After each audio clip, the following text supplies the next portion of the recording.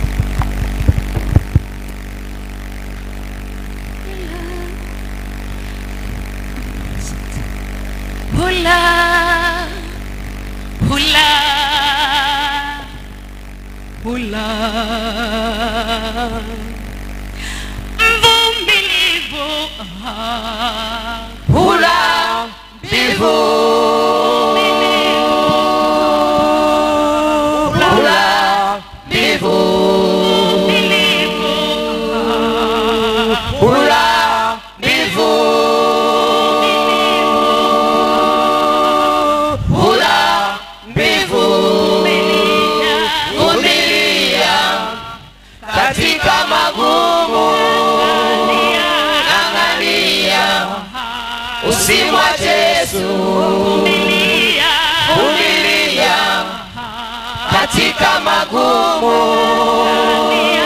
angania, usimwache Yesu. Usiseme sizitaki mbichi hizi, wewe acha wokovu ukaenda zako. Wewe usiseme sizitaki mbichi hizi, wewe acha Yesu ukaenda zako. Wewe kumbuka majuto ni mjukuu, kumbuka majuto ni mjukuu, kumbuka majuto ni mjukuu, kumbuka majuto ni mjukuu. Usiache mbachao kwa msala upitao, dunia inapita. Usimwache Yesu kwa mambo ya dunia, yanapita. Usiache mbachao kwa msala upitao, dunia inapita. Usimwache Yesu kwa mambo ya dunia, yanapita. Pema ukipema, usipopema si pema tena. Pema ukipema, usipopema si pema tena. Wokovu uokoke sasa, usipokoka jehanamu ya kugoja. Wokovu uokoke sasa, usipokoka jehanamu ya kungoja. Usipokoka jehanamu ya kungoja. Usipokoka jehanamu ya kungoja. Usipokoka jehanamu ya kungoja. Wokovu uokoke sasa. Usipokoka jehanamu ya kungoja. Wokovu uokoke sasa. Usipokoka jehanamu ya kungoja. Wokovu uokoke sasa. Usipokoka jehanamu ya kungoja. Wokovu uokoke sasa. Usipokoka jehanamu ya kungoja.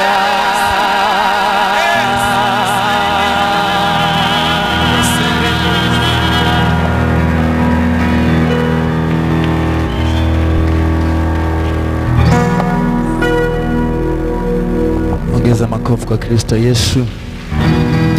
Wanatuhimiza, wimbo huu haujaenda pande moja. Wanatuhimiza yule ambaye hajaokoka, wanakuhimiza Yesu Kristo ni upendo na kuita uweze kumpa maisha, uweze kuokoka. Lakini sisi ambao tumekwisha okoka, tudumu katika fundisho ili siku moja tumkute Kristo Yesu. Jamani, Bwana Yesu asifiwe. Ni wakati mzuri sasa, karibuni praise. Ni wakati wa kila mmoja wetu kuja kumsifu Mungu. Tumekuwa tukimsifu Mungu kupitia kwaya mbalimbali. Sasa ni wakati wako, ni wakati wangu kwenda kumsifu Mungu. Tumwabudu Mungu wetu. Mungu wetu mwaminifu, anapenda sifa, anapenda kuabudiwa, na katikati ya sifa Mungu wetu anajidhihirisha. Uko uponyaji ndani ya kumwabudu Mungu, ndani ya kumsifu Mungu kuna uponyaji upo, na Mungu anaenda kukuponya unapomsifu Mungu asubuhi ya leo. Unapojiachilia kwake, Mungu anaenda kukufungua.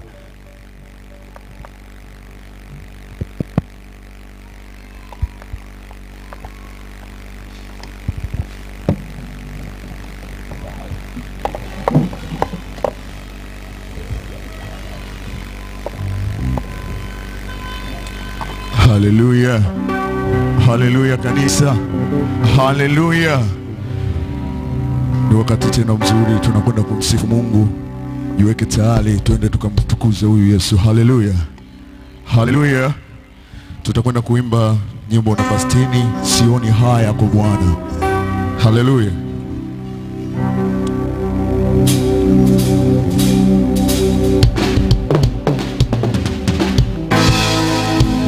Unaweza mchapia Yesu makofi mengi na vigelegele.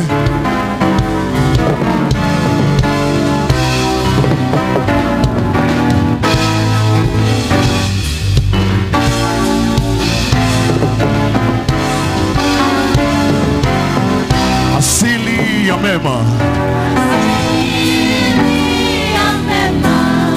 Msalaba. Asili ya mema. One more time. Asili ya mema. Asili ya mema. Msalaba, asili ya mema. Asili ya mema. Take it higher. Asili ya mema. Asili ya mema. Msalaba. Asili ya mema. Asili ya mema. Asili ya mema.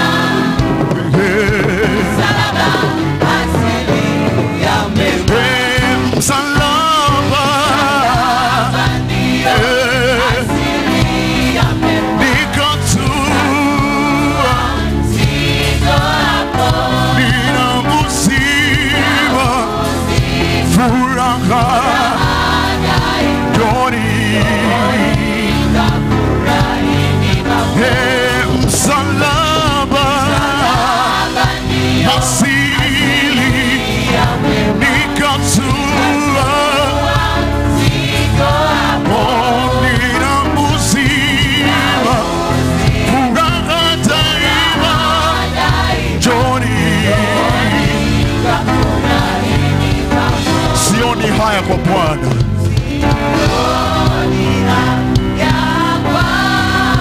Kwake nitang'ara,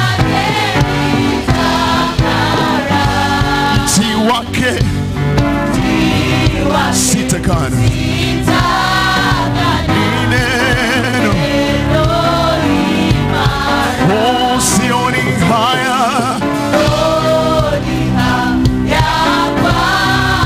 kwake, mti wake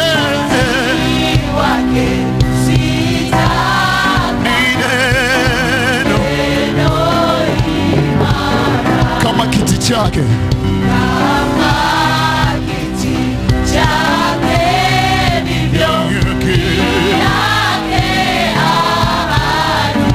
aliyowekewa nayo kamwe, kama kiti chake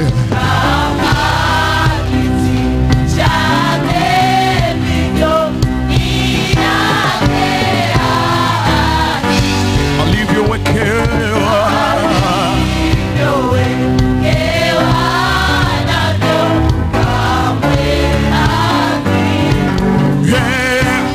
Msalaba asili nikatua, nina uzima furaha joni. Msalaba asili ya mema nikatua, oh, nina uzima furaha joni. Shangwe kwa Yesu.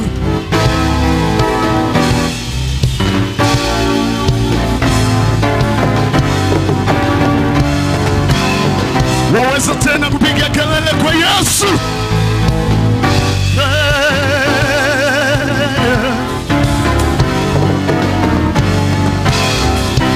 Bwana wangu,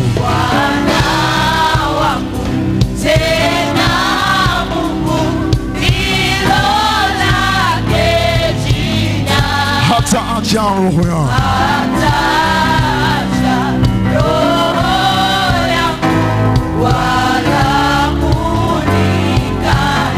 Bwana wangu,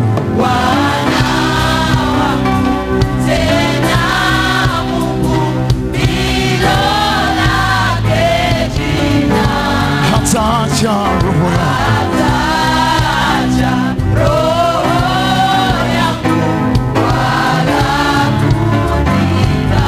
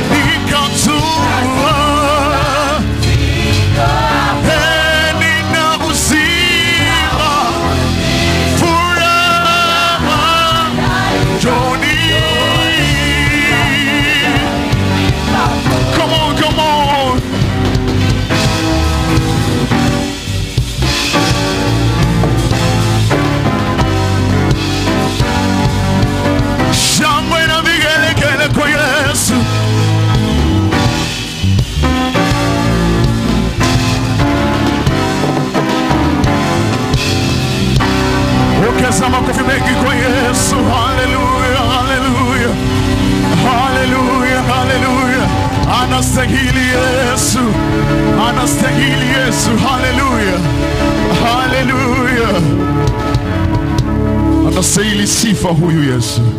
Hallelujah. Hallelujah.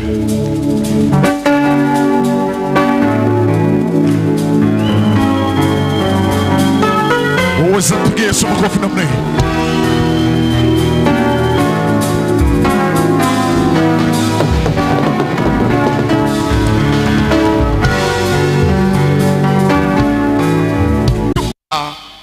Ninakumbushwa kwamba hiyo seminar hapa itaanza saa 9 kamili. We are reminded that the seminar will start at 3 p.m. Tafadhali usikose mwanandoa. Please do not plan to miss to attend. Hata kama una mchumba. Even if you are engaged. Mpunga upo? Brother Mpunga, are you here? Usikose maana utaanza vizuri. Do not miss because you are going to start afresh. Jina la Bwana libarikiwe. Blessed be the name of the Lord. Tuliwaomba wanandoa. We plead to married couples. Wachangie tu kidogo tu. That every couple will contribute a little bit. Kashilingi 5,000 Just 5,000 shillings. Ili wale na mwenza wako. So that we can be able to eat with your couple.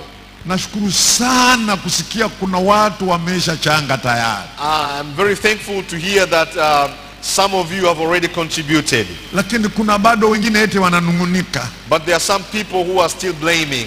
Nitoe shilingi 5 zote hizo. They're blaming about the amount of money that they're supposed to utakwenda hoteli gani ukale chakula 5,000 na mke wako? The amount that we have put is very minimal, and it's not enough for you even to go outside to the hotel to eat with your partner. Hapa utakula na baraka itakushukia. You will eat here with your partner and you will be blessed. Kwa kweli ninachukia sana wale watu wenye tabia kusema mimi sitoi na siendi. I am very unhappy with the people who are ignoring. Usipuuze mambo yanayotoka kwenye madhabahu. Please do not despise the things that are prepared by the church. Hii madhabahu inatoa mambo ambayo yana malengo na Mungu. Everything that is being said here is being said because God has a purpose for you. Kwa hiyo usikose. So please do not miss. Tafadhali usikose wewe mwanandoa. Do not miss. Tafadhali. Please do not miss. Asante sana. Thank you very much. Naomba nichukulie diary yangu pale.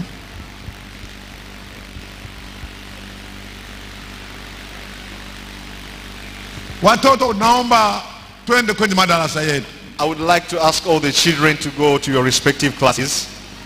Pamoja na walimu wenu. With your teachers. Wazazi tuwape sadaka nzuri ya watoto. And please parents, make sure that your children leo ni tarehe ngapi? Offerings. Tarehe ngapi leo? Tarehe 30. Sio mwisho wa mwezi. Ndo mwisho wa mwezi. Basi tutawaombea wiki ijayo. We pray for them next week. Asante sana. Thank you very much. Nimesema Mbagala wiki hii ilikuwa imebarikiwa sana. As I said earlier that this week we have been having a tremendous blessing. Nimeshazungumzia habari za wanandoa. I've already spoken about the married. Lakini tumepata mgeni kutoka Marekani. But we've got a visitor from US. Kutoka mbali kabisa. From very, very far away. Na Mungu akachagua kwamba huyu mgeni asali hapa Mbagala. And it was planned by God that this visitor will come and worship with us today. Ni mchungaji mmoja mzuri sana. He is a very wonderful pastor. Mimi nimefanya kazi naye. I've been working along with him. Nimehudhuria kwenye makongamano yake. I have attended his conferences. Na katika conference hizo tumekuwa tukibarikiwa naye sana. And during his conference we've been blessed so much with him. Leo and today tuko naye mahali hapa. We are with him in this place. Kama umefurahi piga makofi basi.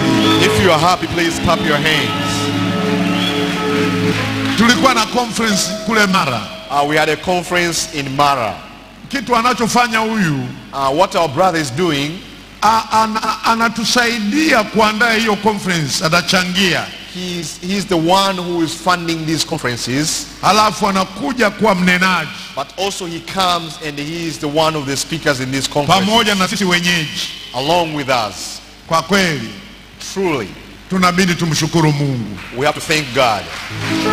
Asubuhi hii yuko pamoja na sisi. This morning he is here with us. Na mgeni huyu kwa jina lake anaitwa Kevin Starr. And his name is Kevin Starr. Amekuwa mchungaji kwa muda wa miaka 25. He has been a pastor for 25 years. Ana mke wake mmoja mzuri sana. And he got a beautiful wife. Ana watoto wake wazuri sana. And he has beautiful children. Watoto wawili wa kike. He has 2 beautiful daughters. Halafu mmoja wa kiume. He has 1 son and 1 daughter. Na ninaamini, and I believe, siku moja one day tutawaona hao. we will see them. Atakuja nao siku moja. He might come along with them. Hebu tusimame tupige makofi sasa. Then we stand up when he is coming. Piga makofi mengi wakati anakuja hapa. Clap your hands when he is coming.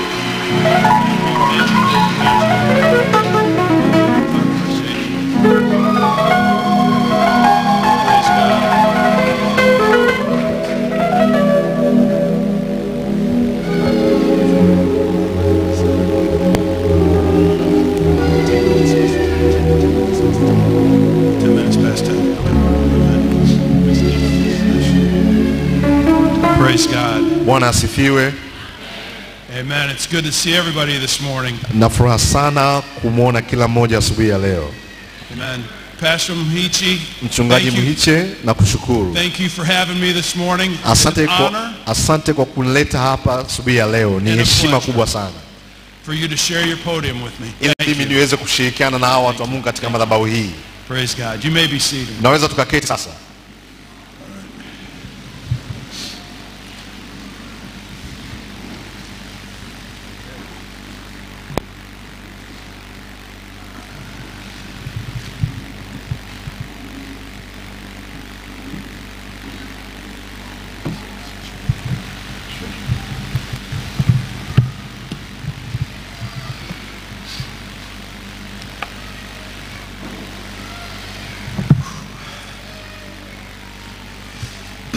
On behalf of my wife and my children, kwa niaba ya mke wangu na wanangu, and kanisa ninalochunga linaloitwa Bethel, kusanyiko la watu wa Mungu, ningependa kuleta salamu kutoka kwao hao wote kuja kwenu nyinyi. Amen. Amen. Amen.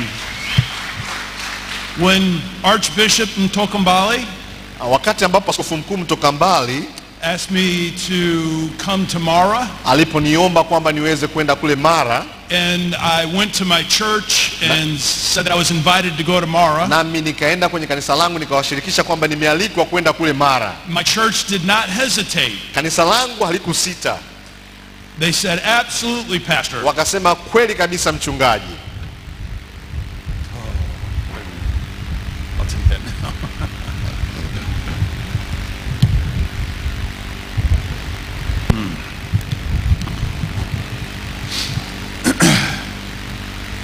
So they've been missing me.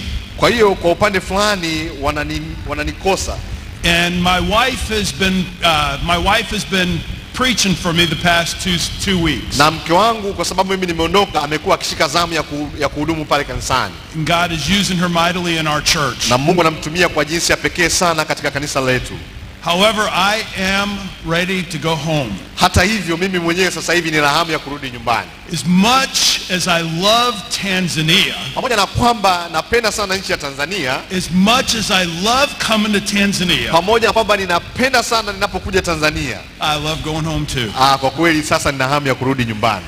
I want to tell you, your worship team, napenda kuambia kwamba timu yenu ya kusifu na kuabudu, fantastic worship this morning. Yaani mmeabudu kwa namna ya pekee sana asubuhi ya leo.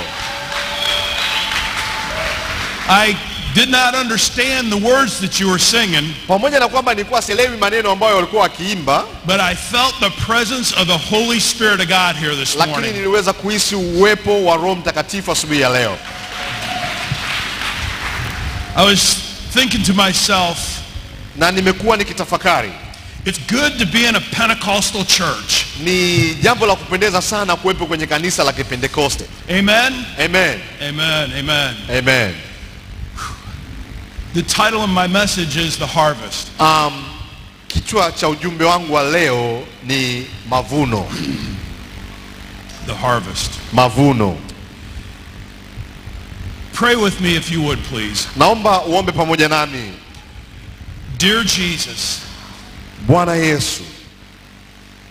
Everybody pray together with me. Dear Jesus. Naomba kila mmoja arudie haya maombi ambayo naomba. Dear Jesus. Bwana Yesu. Speak to my heart. Zungumza na moyo wangu.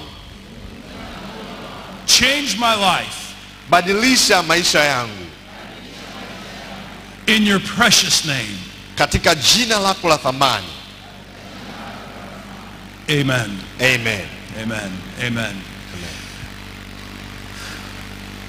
Are you ready? Je, mko tayari?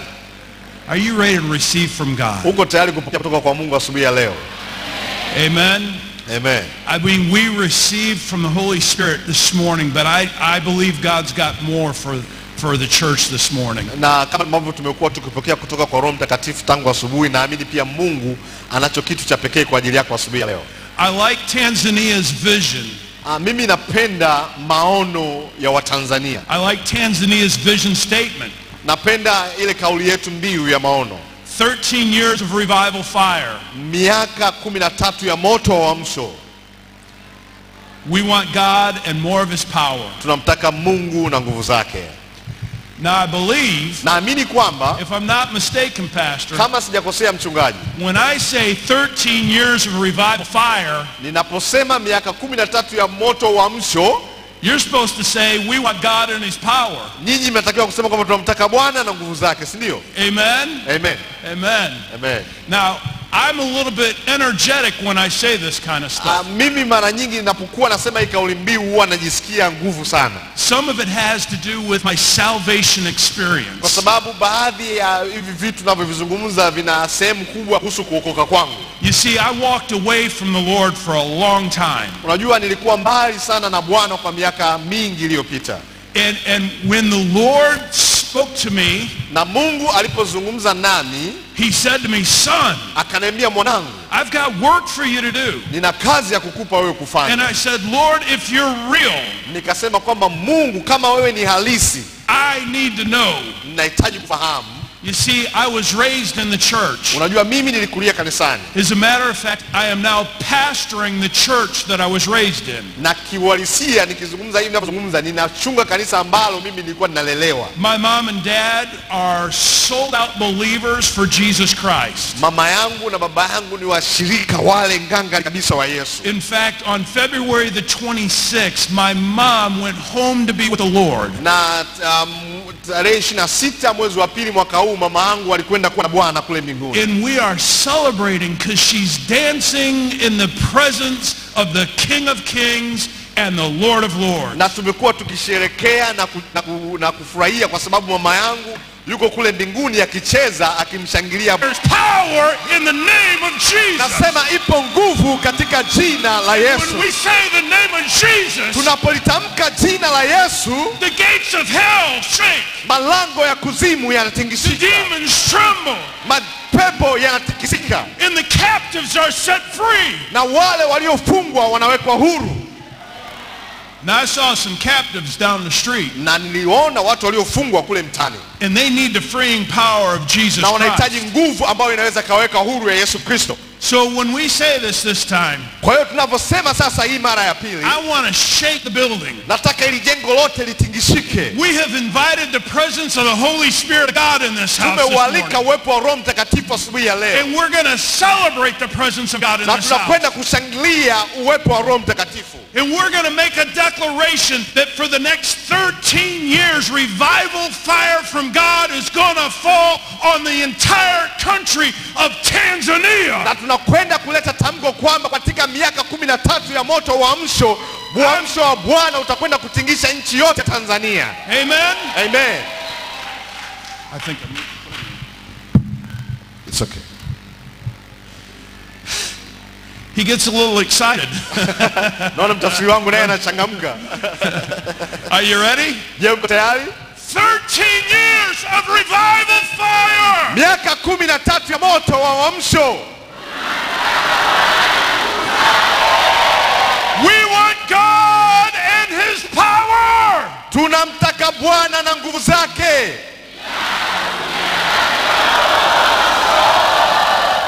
see, the Bible says Unajua Biblia in inasema Matthew chapter 11 verse 12, Mathayo sura ya 11 mstari wa 12, from the days of John the Baptist tangu siku za Yohana Mbatizaji until now, mpaka sasa the kingdom of heaven suffers violence, ufalme wa Mungu unatekwa na wenye nguvu, and the violent take it by force. na hao wenye nguvu wanachukua huo ufalme wa Mungu kwa nguvu. You're getting a hold of that, aren't you, worship team? Mnaielewa? Nafikiri nyinyi watu wa sifa mnaelewa hiyo. You should see the looks on their face. Unaweza kaangalia jinsi wanavyotabasamu, unajua waelewa hiki kinachokiongea. Yeah, bring it on. Nasema sawa, We're going endelea. to take it by force. Tunakwenda kuchukua kwa nguvu. You know what?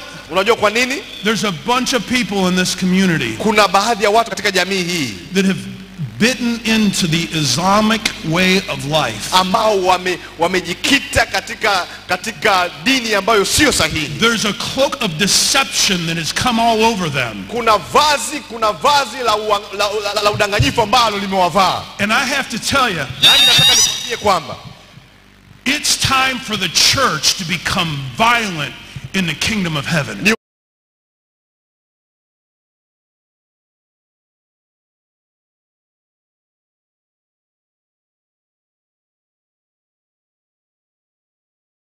Mungu. Look, there's a time to sit and meditate. Unajua kuna wakati wa kukaa na kutafakari, And there's a time to be quiet. na kuna wakati wa kuwa kimya.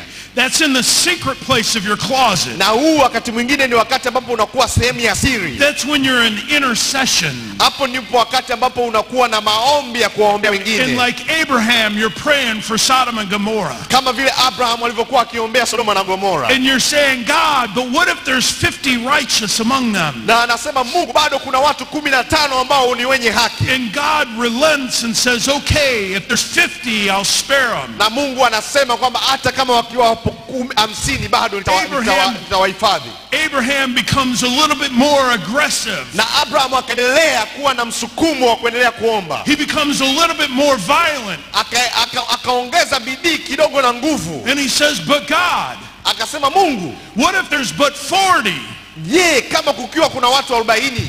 And God said, if there's 40, I'll spare them. Mungu akajibu akasema kama watakuwepo 40 nitawahifadhi. But pastor, that wasn't good enough for Abraham. Lakini niwaambie wachungaji, hiyo bado haikutosha kwa Abraham. No. He went before the Lord and he said, Lord, Alienda mbele za Mungu Lord. akasema, Mungu, With all fear and trembling, Lord. pamoja na kukuheshimu na kutetemeka Mungu, What if there's 10 people? itakuwaje kama watakuwepo watu 10? Are you going to wipe them out if there's 10 righteous? Je, Mungu, utaenda kuangamiza kama kutakuwa kuna watu 10 wenye haki? And God said, if you find 10 righteous, I'll spare Na them. Mungu akasema kama watakuwepo watu 10 nitawahifadhi. Or how about when Moses was on Mount Sinai in the presence of God? Je, unakumbuka kipindi ambapo Musa alikuwa katika uwepo wa Mungu kule katika mlima Sinai? God saw the children of Israel building the golden calf. Mungu wakati huo aliona taifa la Israeli, wana wa Israeli walipotengeneza ndama wa dhahabu. Tanzania, it's time to get rid of the golden calf. Wa Tanzania ni wakati wa kuondoa ndama wa dhahabu sasa. I said it's time to get rid of the golden calf. Ni wakati wa kuangamiza mandama ya dhahabu. The false image of a false God. Ni sura ya Mungu asiye halisi. See, now some over here are getting it and some over here about December. Tangu mwezi wa 10 mpaka mwezi wa 12. The Lord started birthing vision in my spirit. Mungu akaanza kuzalisha maono ndani ya roho yangu. For 2025. Kwa ajili ya mwaka 2025. For Bethel. Kwa ajili ya kanisa la Bethel. And I began to say, okay, God, how are we going to achieve this? Na nikaanza kumuuliza Mungu, sawa Mungu, umenielekeza kwamba nifanye haya mambo. Je, nawezaje kuyakamilisha haya ambayo umeniagiza kufanya? And he said, this is what I want you to do. Na Mungu akaanza kunielekeza vile ambavyo natakiwa kufanya. I want you to ask everyone in the church. Akamwambia kwamba nataka umuulize kila mshirika ndani ya kanisa For one name. kwa ajili ya jina moja. One name of a person that does not know me.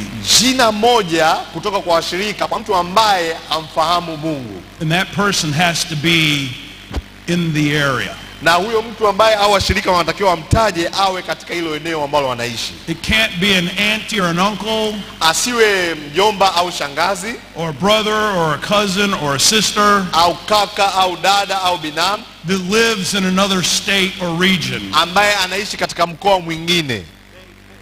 They have to live in the area. wanatakiwa wawe ni watu ambao wanaishi katika mazingira yale yale ambao wao washirika wanaishi. So when we started our 21-day fast in January, Kwa hiyo tulipoanza maombi yale ya siku 21 mwezi Januari, I asked everybody for one name. nikamwomba kila mshirika ataje jina moja. I said, how many people know one person that's not serving Jesus? Nikauliza kanisa langu kwamba je, kuna mtu yote ambaye anafahamu mtu ambaye hamjui Kristo?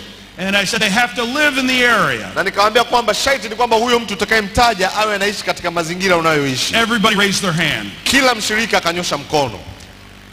When people raise their hand signifying I know one person, Watu waliponyosha mkono kudhihirisha kwamba wanamfahamu mtu ambaye hamjui Kristo, I get excited about that. nikachangamka sana. I'm going to ask you again this morning, how many here know one person in this area that's not serving Jesus? Nami napenda kuwauliza tena kama kanisa la hapa Mbagala, Raise your hand. kuna mtu yoyote anamfahamu mtu yoyote yule ambaye hajaokoka? Anyoshe Get your mkono. hand up there and wave it. Hebu nyosha mkono juu na utingishe You know mkono wako namna one hii. person. Kwamba unamfahamu mtu mmoja tu. Keep waving your hand. Hebu endelea kunyosha mkono wako. I want you to look around. Nataka uangalie, wewe unayenyosha, angalia, zunguka ukiangalia. I'm going to give you an assignment this year. Ninaenda kukupa kazi mwaka huu. Your assignment is to reach that person with Jesus, for Jesus. Kazi yako sasa, huyo mtu ambaye unamfahamu kwamba hamjui Kristo, kazi yako kwa mwaka huu ni see- kuhakikisha kwamba huyo mtu anamfahamu Kristo. This was the assignment that the Lord laid on our heart at Bethel, Pastor. Hii ilikuwa ni kazi ambayo Mungu aliweka ndani ya mioyo yetu katika kanisa kule ambalo nachunga. He said, you have an assignment of salvation. Akasema kwamba unayo kazi ya kuleta wokovu. He said, and you have to lead the way. Na wewe unatakiwa uwe kiongozi. I have to lead the way. Mimi kama mchungaji natakiwa kuongoza njia. So I told everybody, take an offering envelope, Kwa hiyo nikamwambia kila mshirika achukue sadaka, achukue bahasha ya sadaka, write the name of that person on that offering envelope. na katika hiyo bahasha ya sadaka aandike jina la huyo mtu ambaye hajaokoka na mfahamu. Now we know it's easy to write someone's name on an offering envelope Sasa unajua ni rahisi sana kuandika jina la mtu kwenye bahasha ya sadaka who doesn't know Jesus. ambaye hamfahamu Kristo.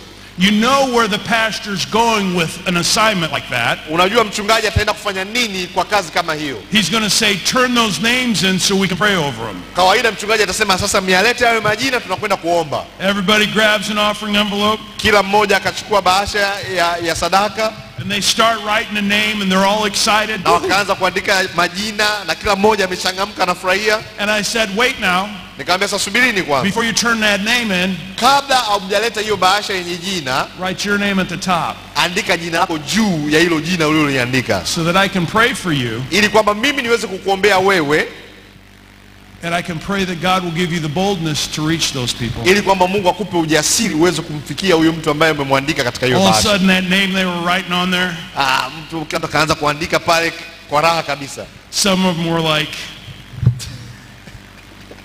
Wengine wakawa kama vile anavyofanya hivyo, akaweka kwenye makoti yao kama imeisha. I didn't put my name on there. Akasema mimi sikuweka jina langu humo I ndani. know what he's going to ask me to do. Wakasema najua mchungaji atakachoniuliza sasa. He's going to ask me to share the most important name above all names with that person. Mchungaji atakwenda kuniambia kwamba niweze kushirikisha huyo mtu kuhusu jina lipitalo majina yote. He's going to ask me to be an evangelist and reach these people. Mchungaji ataniambia mimi niwe mwinjilisti kwa huyo mtu. I'm not doing that. Sitafanya hivyo.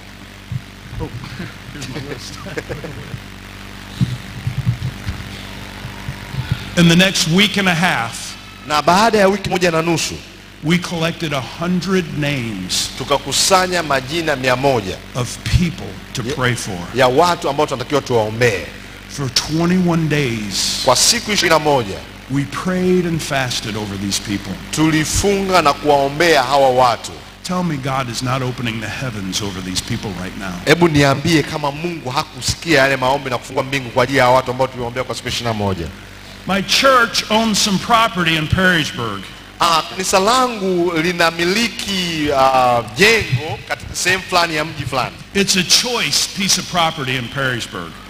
Kwa kweli hiyo ni sehemu ambayo watu wengi sana wanatamani katika hiyo mji. I've had a lot of people trying to buy that property off of me, Na kuna watu mbalimbali wakipigia simu wakitaka kununua hicho kiwanja, but they haven't offered the right price yet. lakini bado hawajafikia bei ambayo tunaona kwamba ni bei sahihi. And I started working with the city zoning and planning commissioner. Na nikawa nafanya kazi na kamati ya jiji ya mipango. because we want to bless the city. We want to bless the city. Kwa sababu tuna mpango wa kubariki, tuna mpango wa kuibariki hiyo jiji. And we don't want just anybody to buy that property. Na tusingependa mtu yoyote anunue hicho kiwanja. Now remember, the Lord told me that I have to lead the way. Na unakumbuka Mungu aliniambia kwamba mimi ndio natakiwa niwe wa kuongoza njia. I have to lead somebody to the Lord this year. Nina kazi ya kumuongoza mtu ili aweze kupata wokovu mwaka huu. So pastor, I went into my worship pastor's office. Kwa hiyo nikaenda kwenye ofisi ya mchungaji anayehusika na kusifu na kuabudu. And I sat down and I started sharing the gospel of Jesus with him. Na nikaanza kumshirikisha injili ya Yesu yule mchungaji wangu wa kusifu na kuabudu. He assured me he's already saved. Na akanihakikishia kwamba yeye tayari ameshaokoka.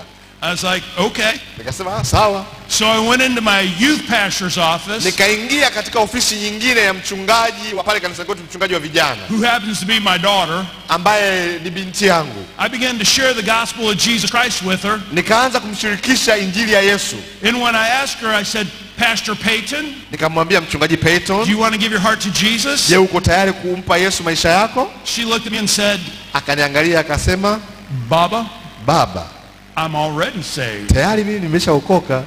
I'm like, man, nikasema sasa, I guess I got to get out of the workplace. Nafikiri hapa inabidi nitoke nje ya hili jengo. And I got into the city government. Na nikafika kwenye ofisi za serikali za jiji. And how many knows there's some demons sitting up in the city government? Wangapi wenu wanafahamu kwamba katika maofisi haya ya majiji kuna maroho machafu pia ndani ndani.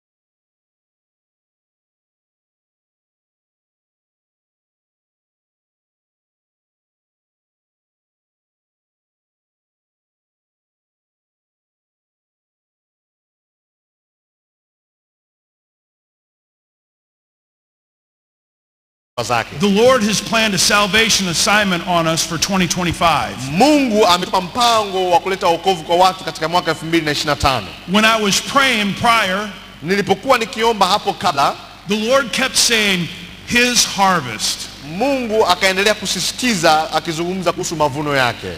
The question I have for you this morning is, swali ambalo ninalo kwenu asubuhi ya leo, if everyone here kama kila mmoja wenu hapa is baptized in the Holy Spirit amebatizwa ubatizo wa Roho Mtakatifu and leads that one person that you know na akaweza kumuongoza yule mtu mmoja ambaye unamfahamu kwamba hajaokoka to the Lord this year, akahakikisha kwamba huyo mtu amempokea Yesu kuwa Bwana na Mwokozi wa maisha yake mwaka huu, what would your beautiful church look like? hivi unafikiri kanisa lenu hili litakuwaje?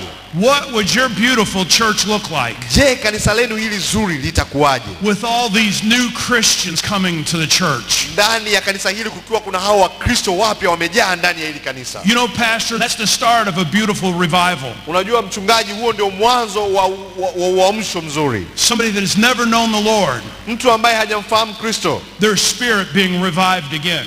kuna roho ambazo zinauishwa tena. Their spirit being revived in the Holy Roho Spirit. zao zinauishwa katika Roho Mtakatifu. Each person Kila mtu leads one person akimwongoza mtu mmoja and brings them to the church. na akamleta huyo mtu kanisani. You know, as followers of Jesus Christ, Unajua sisi kama wafuasi wa Kristo, that's our responsibility. hilo ni jukumu letu. I'm going to say that again. Nasema hivyo tena, As followers of Jesus Christ, kama wafuasi wa Kristo Yesu, that's our responsibility. hilo ni jukumu letu. Will you Je, wewe pick up that responsibility? utachukua hili jukumu na kulifanyia kazi? Remember I said run the race? Unakumbuka nilizungumzia kuhusu kuingia kwenye mashindano? It's time to start running the race. Huu ni wakati sasa wa kuanza kukimbia haya mashindano. Matthew chapter 9, Mathayo sura ya 9 verse 37 and 38. mstari wa 37 na 38.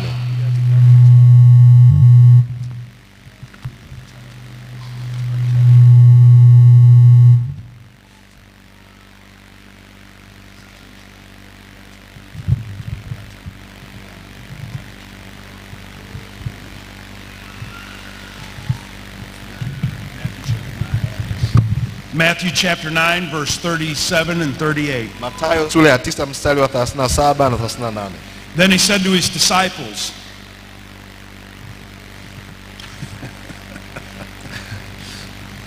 Mathayo sura ya 9 37 38.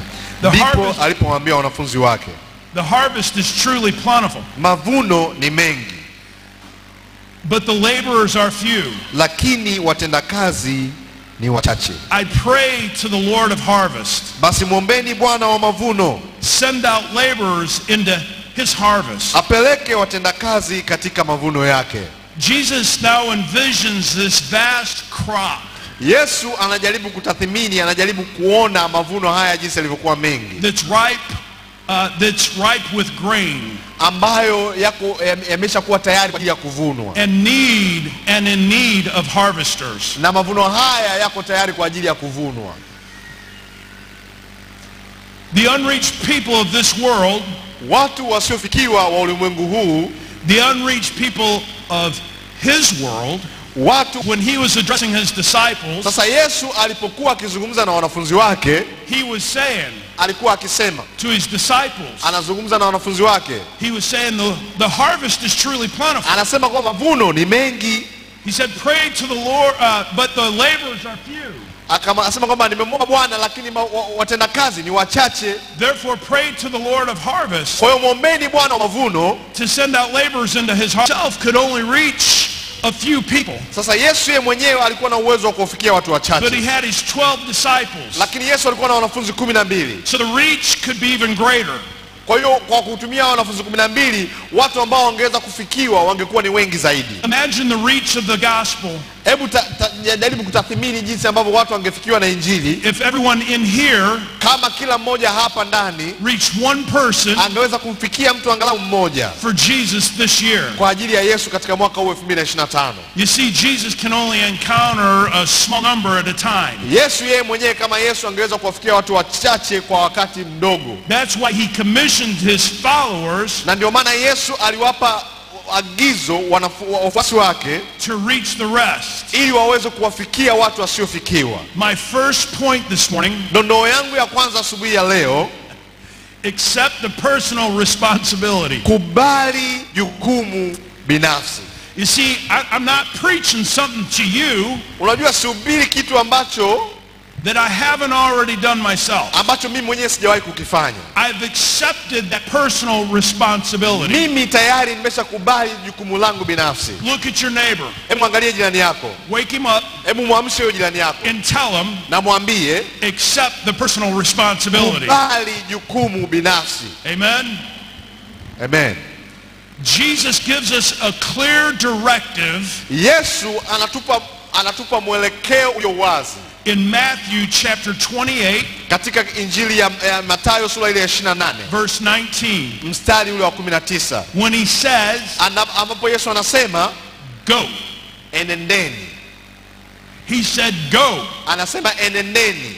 He said, go therefore and make disciples of all nations. Anasema enendeni ulimwenguni kote mkawafanye wanafunzi. Now, let me just give you a little example here. Hebu ngoja niwape mfano mdogo hapa. If I'm sitting here, Kama nikiwa nimeketi hapa,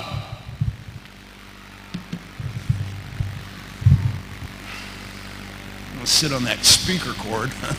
nimekaa kwenye speaker hapa. If I'm sitting here, Kama nikiwa nimeketi hapa I'm like, man, if I step outside, if I go outside, na kama nikienda nje, there'll be a nice cool breeze. kule nje naweza nikapata upepo mzuri sana, si I ndio? can sit here and talk to my brother all day long. Okay? Naweza nikakaa hapa nikaongea na ndugu yangu siku nzima. I can say, man, Daniel, let's go outside and get that cool breeze. Unajua Dani, hebu tutoke twende nje tupate hewa kidogo. Oh, just think about how cool that breeze will Hebu be. jaribu kutafakari kule nje jinsi ambavyo upepo ulivyokuwa mzuri. You know, sometimes as a church, that's what we do. Unajua mara nyingine sisi kama kanisa ni hivyo ndivyo huwa tunafanya.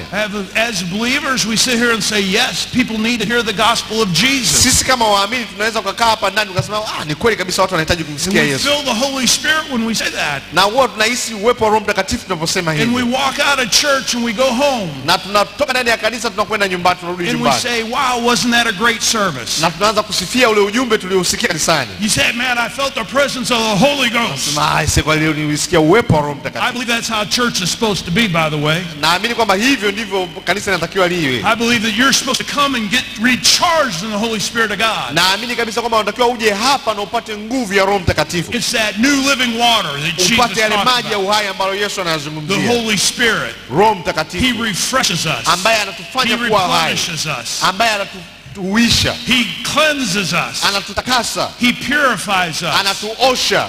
But why?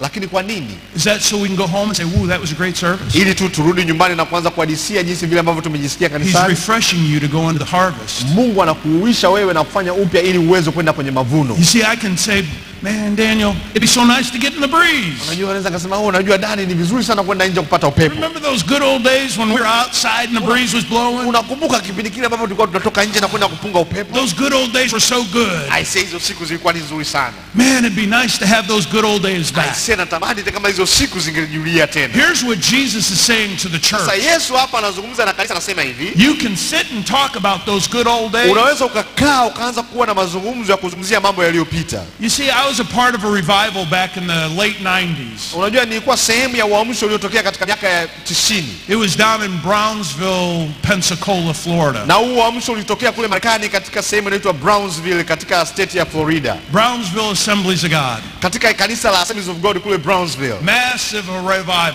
Ulikuwa uamsho mkubwa sana uliwahi kutokea Marekani. Hundreds of thousands of people getting saved. Maelfu ya watu waliokolewa. The Lord transformed my life there. Mungu alibadilisha maisha yangu nilipokuwa kwenye huo uamsho. I went to the school of ministry there. Nikaenda kwenye shule ya huduma huko Brownsville. The evangelist of the Brownsville revival Na mwinjilisti wa Brownsville katika huo uamsho asked me to come work for him. akaniita ili niweze kufanya kazi pamoja We naye. traveled all over doing crusades. Tukawa tukizunguka tukifanya mikutano ya injili kila sehemu. He was doing the preaching Yeye alikuwa akihubiri and I was doing all the legwork. na mimi nilikuwa nikifanya kazi. The legwork. I was doing all the heavy lifting. Na mimi nilikuwa nikifanya kazi zile kazi ngumu, labda kubeba vyombo, kubeba maspika na vitu mbalimbali. Great time of my life. Ilikuwa ni wakati mzuri sana katika maisha yangu. My wife and I will reminisce of the revival many times. Yaani mimi na mke wangu wakati mwingine huwa tunakaa na kuanza kukumbuka nyakati hizo za uamsho wa Brownsville. But that day was 20 years ago. Lakini hii siku ninayozungumzia ilikuwa ni miaka 20 iliyopita. I want it today. Natamani hiyo siku ijirudie tena. I want the glory of God today. Nataka utukufu wa Mungu uje tena leo. I want 13 years of revival. Nataka uamsho wa miaka 13 ya moto wa uamsho. I want more God's power and glory. Nataka utukufu na uwepo wa Mungu zaidi. Brother Daniel, it doesn't happen with us just sitting here, does it? Unajua, yes, it can happen. It can happen with us just sitting here? No, it cannot happen like It that. cannot happen like that. How does it got to happen? It gotta happen when we step out Okay, of our comfort zone. I'm not speaking Swahili, so one of us got to do that. Anasema kwamba uamsho huu hauwezi kutokea kama hivi mimi na yeye tumekaa hapa tunazungumza tunapiga story. Uamsho huu unatakiwa utokee pale ambapo mimi na yeye tunaweza tukatoka nje ya maeneo ambayo tunaweza kujisikia kwamba tuko tunajisikia vizuri. Tutoke ili tuweze kuwahubiria wengine, ndipo uamsho unaweza kutokea.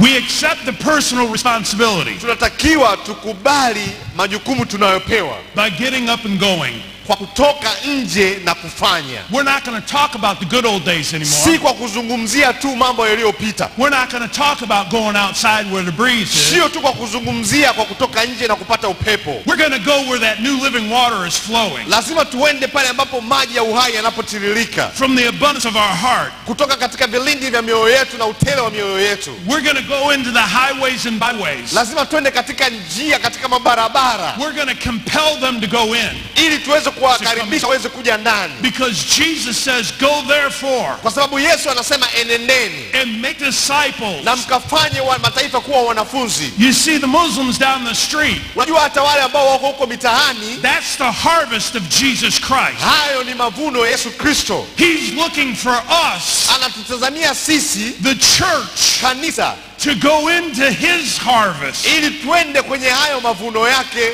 to go into his field ili twende kwenye shamba lake, and reap his harvest, ili tuweze kumvunia mavuno yake, to bring in his grain. kuleta ngano ghalani. You see, friend, Unajua marafiki, the people outside this church watu ambao wako nje ya kanisa who hili, don't know Jesus, ambao hawamfahamu Yesu, the Holy Spirit is already preparing the way. Roho Mtakatifu tayari ameshatengeneza mazingira. The Bible says that we're made in the similitude of God. Biblia inasema kwamba tumeumbwa kwa mfano wa Mungu. On the day of Pentecost, Katika siku ya Pentekoste there was a tribe from every nation right there. Kulikuwa kuna makabila kutoka katika kila taifa pale siku ya Pentekoste. Every tongue right there. Kulikuwa kuna kila usemi pale.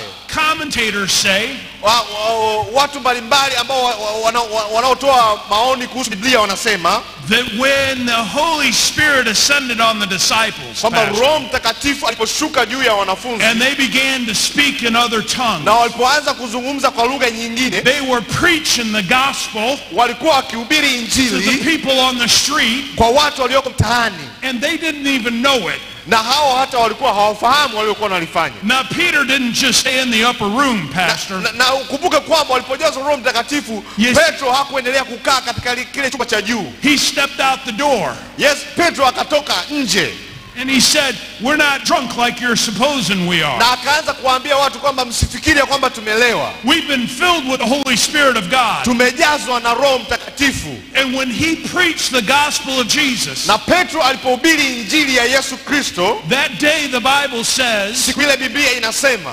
3,000 people were added to the kingdom of God that day. watu wapatao 3,000 waliingia katika ufalme wa Mungu siku ile. God is the same yesterday, today, and forever. Mungu ni yeye yule jana, leo na hata milele. Church, if he can do it back then, Washirika, kama Mungu ambaye aliweza kufanya zama hizo za Pentekoste, he can do it today. anaweza akafanya hilo pia leo. I said he can do it today. Nasema anaweza akafanya hilo pia leo. Now in Timothy, Katika Timotheo, the Bible says, Biblia inasema, fight the good fight of faith. anasema kwamba pigana mapigano mazuri ya imani. And I've got a question for you this Na mimi morning. nina swali juu yenu asubuhi ya leo. Have I got any warriors for Jesus Christ in this house? Kama kuna shujaa yoyote wa Kristo ndani ya nyumba hii asubuhi ya leo, kuna shujaa yoyote? Have I got any warriors for Jesus Christ in this Ninauliza, house? je, nina mashujaa ndani ya nyumba hii wa Kristo asubuhi ya leo? You see, in ancient Bible days, Unajua katika kipindi kile cha Biblia, kipindi cha nyuma, when the enemy would come against Israel, maadui walipokuwa wanakuja kupigana na taifa la Israel, they'd line up walikuwa wanajipanga kwenye mstari and they would give the war cry. na walianza kutoa sauti za vita. Their war cry was meant to intimidate the other side. Na hizi sauti za vita au haya maneno ya vita yalikuwa ni maneno ya kejeli ya kuwafanya wale wanaopigana nao au wapinzani wao waweze kujihisi kwamba wao ni dhaifu. Can I get some warriors to stand up with me right now? Je, naweza nikapata mashujaa ambao wangeweza kusimama asubuhi ya leo? I need some warriors of Jesus Christ to stand up with me right now. Nahitaji wale ambao wanajifahamu kwamba ni mashujaa wa Kristo wako ndani ya nyumba hii asubuhi ya leo wasimame. Go ahead and stand up right there. Yeah. Amen. Amen. Go ahead, get the stretch out if you need to. Hebu jinyoshe kidogo. Hey, I'm used to it. I was preaching 4 hours a day. Mimi nimezoea hivi kwa sababu waga naweza kuhubiri hata masaa 4 kwa siku. We took no yawning. Usipige miayo. We took plenty of breaks. Huwa katikati ya mahubiri tunachukua muda mwingi sana wa kupumzika pia. God's got a word for you today. Mungu anayo kazi kwa ajili yako He's siku ya got a leo. challenge for you today. Mungu anayo changamoto kwa ajili yako asubuhi ya leo. He's calling you to be warriors. Anakuita uwe shujaa. Warriors for him. Uwe shujaa kwa ajili yake. Can I hear your war cry? I want to hear your best war cry. Nataka nisikie ile sauti yenu ya vita, ile ya nguvu kabisa. That's the best? Jamani, hiyo ndio sauti ya vita. Let me hear the best war cry you got. Hebu nisikie kelele za vita za shangwe.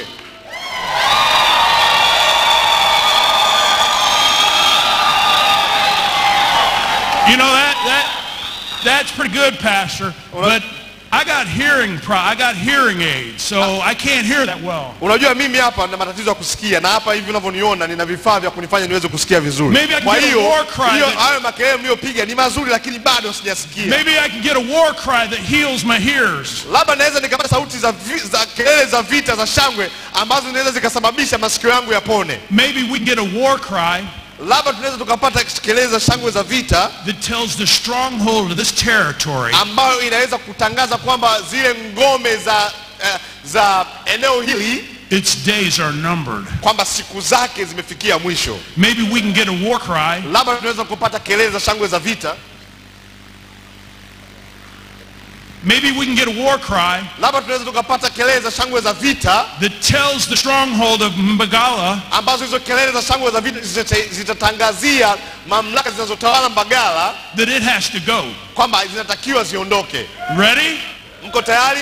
Army of God, Majeshi ya Bwana, army of the one true God, majeshi ya Mungu wa kweli, the fighters of faith, the fighters of faith. wapiganaji wa imani. Are you ready to fight the good fight? Je, mko tayari kupigana vita vizuri? Are you ready to take the personal responsibility? Je, uko tayari Come on then. kwa jukumu lako? Let's hear that war Hebu cry. tusikie haya I makelele. said, let's hear that war Tusikie cry. haya makelele. Come on, you can Yes. do that.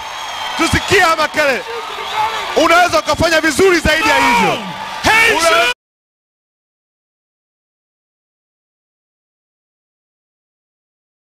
Jesus! Yesu! Jesus! Yesu! Jesus! Yesu! Jesus! Yesu! His days are numbered. Siku zao zinahesabika. He's got to go.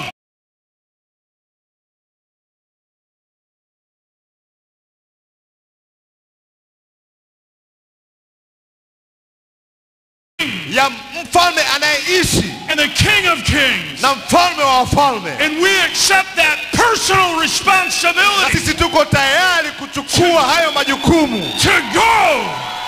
To go. Sema nenda In the name of Jesus. katika jina la Yesu. In the name of Jesus. Katika jina la Yesu.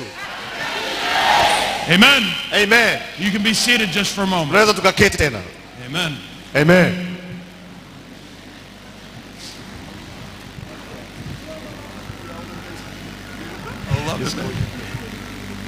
Okay.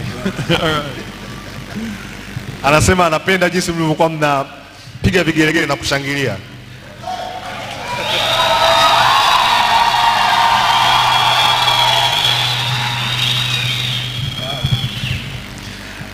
You guys Nyinyi watu love Jesus, don't you? mnampenda Yesu, si ndio? Amen, amen, amen. Amen, amen.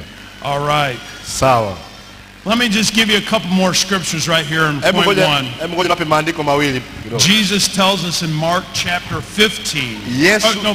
Mark chapter 16 verse 15. Yesu akayasema maneno haya kwa wanafunzi wake katika kitabu kile cha Injili ya Marko sura ya 16 mstari wa 15. Jesus tells his disciples to go into the world and preach the gospel to every creature. Yesu anawaagiza wanafunzi wake kwamba waende ulimwenguni, waende wakahubiri injili kwa kila kiumbe. Then in John chapter 20, Na katika Yohana sura ile ya 20 verse 21 and 22, mstari wa 21 na mstari wa 22, Jesus said to them again, Yesu akawaambia tena. everybody look this way real quick. I know you're writing. Najua mnaandika lakini naomba kila mmoja nitazame. God bless you for taking great notes. Mungu awabariki sana kwa kuchukua noti. But this is what Jesus said, and I want to tell you this. Lakini hiki ndicho ambacho Yesu amesema katika Yohana, na nataka niwaambie ninyi pia.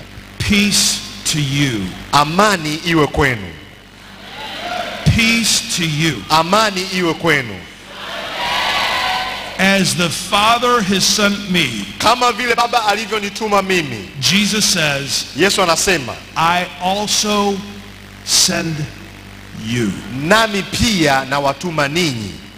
And when he had said to them, he breathed on them Na alipozungumza nao haya akawavuvia and said to them, na akawaambia, receive the Holy Spirit. pokeeni Roho Mtakatifu. I can just think of Jesus doing that to his disciples. Najaribu kutafakari jinsi ambavyo Yesu aliyafanya haya kwa wanafunzi wake. Church, I want to encourage you. Kanisa, ningependa kuwatia moyo. I'm going to use his words. Na nitatumia maneno ya Yesu. Peace to you. Amani iwe kwenu. As the Father has sent Jesus, Kama vile Baba alimtuma Yesu, Jesus is sending the church of Mbagala, Yesu anaituma kanisa la Mbagala, Mission Center, kanisa la Mbagala Mission Center, to go into all the world kwenda duniani kote. Amen. and preach that gospel. Na kuhubiri hiyo injili. Receive the Holy Spirit. Pokeeni Roho Mtakatifu. Amen. The power is sent. Acts chapter 1 verse 8. Nguvu inatumwa. Kusoma katika Matendo ya Mitume sura ya 1 mstari wa 8. Jesus said, Yesu anasema, but you shall receive power lakini mtapokea nguvu when the Holy Spirit has come upon you, akiisha kuajilia juu yenu Roho Mtakatifu. and you shall be witnesses to me Nanyi mtakuwa mashahidi wangu in Jerusalem katika Yerusalemu, and in Judea katika Yudea, and in Samaria katika Uyahudi na katika Samaria, and in Bugala. na Bagala pia. Mbagala. Bagala. Mbagala. Yeah. Mbagala. Na Bagala pia. Daniel's been helping me. Mbagala. Danieli alikuwa akinisaidia. Sema Yes. Bagala.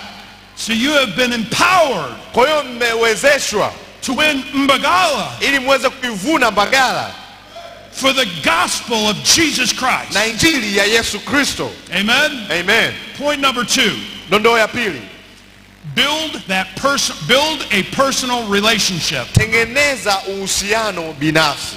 Listen to how Jesus did this. Hebu sikiliza jinsi ambavyo Yesu alifanya hili. In Matthew chapter 4, Katika injili ya Yohana sura ile ya 4, verse 18 through 22. mstari wa 18 mpaka mstari wa 22. And Jesus, Na Yesu walking by the Sea of Galilee, akitembea katika kando ya bahari ya Galilaya, saw two brothers, aliwakuta ndugu wawili, Simon called Peter Simoni aliyeitwa Petro and Andrew his brother. na Andrea kaka yake, And they were casting nets into na the sea, walikuwa wakitupa nyavu zao baharini, for they were fishermen. kwa sababu walikuwa ni wavuvi. And he said to them, Akawaambia, he said, akasema, follow me, nifuateni and I'll make you nami nitawafanya ninyi fishers of men. kuwa wavuvi wa watu. They immediately left their nets, Ghafla wakaacha nyavu zao and they followed him. na wakamfuata. Going on from there, Kuanzia hapo wakaendelea, he saw two other brothers, Yesu akaona ndugu wawili wengine, James and John. Yakobo mwana wa James and John. Yakobo na Yohana In a boat with their father, wakiwa ndani ya boti pamoja na baba yao mending their nets. wakitengeneza nyavu zao. He called to them, Akawaita James and John. Yohana na Yakobo, And immediately they left their boat and their baba. na mara wakaacha nyavu zao na baba yao, na mara wakaacha mtumbwi wao pamoja na baba yao wakamfuata. In Mark's version of this story, Kifungu hiki cha maandiko, lakini katika Injili ya Marko Jesus said, inasema kwamba Yesu akasema, follow me nifuateni and you will become nami nitawafanya fishers of men. kuwa wavuvi wa watu. He's saying, follow me, Akasema kwamba nifuateni, my example, fuateni mfano wangu, and you will become nanyi mtakuwa fishers of men. wavuvi wa watu. Hebrews chapter 4 verse 12 Waibrania sura ya 4 mstari wa 12 says, the Bible says, Biblia inasema, for the word of God maana neno la Mungu is living and active, li hai na linafanya kazi, sharper than any two-edged sword, ni kali kuliko upanga ukatao kuwili, pierces as far as the division of the soul, ukipenya na una uwezo wa kugawanya roho na nafsi, and the spirit, roho for both joints and marrow, pamoja na mifupa. that's the word I would have used, mifupa, and are able to judge the thoughts Na ukiweza and intentions of the heart. kuyatambua mawazo ya mioyo. Najaribu kuparaphrase, sisomi moja kwa moja kutoka kwenye Biblia. Let me put this Pentecostal style. Hebu ngoja nijaribu kuiweka hii katika namna ya Kipentekoste. The words in this Bible Neno lililopo katika hii Biblia are not only living, si kwamba tu li hai, but they're active as well. lakini pia lina uwezo wa kufanya kazi. And when Jesus says, follow me, Na Yesu anaposema kwamba nifuate, you're getting ready to see the kingdom of God at work. utakuwa tayari kuona ufalme wa Mungu ukiwa unafanya kazi. Can I give you an example? Naweza kuwapa mfano. Pastor, this is how I envision Jesus doing this. Mchungaji, mimi hivi ndivyo ambavyo najaribu kutafakari Follow ambapo me. Yesu akiwa anafanya. Follow me, Hebu nifuate, follow me, nifuate, follow me, nifuate, follow me, nifuate, follow me, nifuate, follow me. nifuate. Maybe you ought to drive though. Huyo alikuwa Follow me, anafundisha, follow me, nifuate, follow me, nifuate, follow me, nifuate, follow me, nifuate, follow me, nifuate, follow me. nifuate. I have a living and active word in my, I have a living and active word. Oh, she's smiling. Katoto kazuri kanacheka.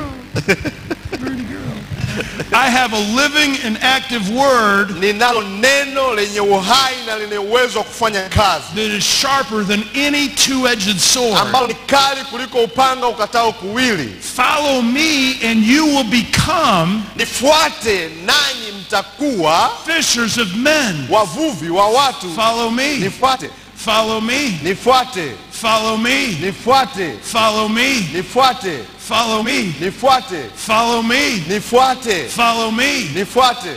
You will become fishers of men when we follow Jesus Christ. Unapomfuata Yesu unakuwa mvuvi wa watu. I can preach the gospel and reach only so few, right?